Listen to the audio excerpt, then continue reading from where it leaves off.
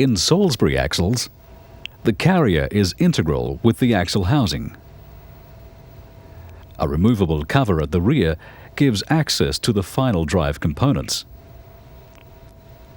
The crown wheel is held in the carrier in a similar manner to the removable carrier type, but shims between the housing and the differential case bearings allow the preload setting and backlash to be adjusted. The pinion has a collapsible spacer for preloading and depth of mesh shims for positioning with the crown wheel.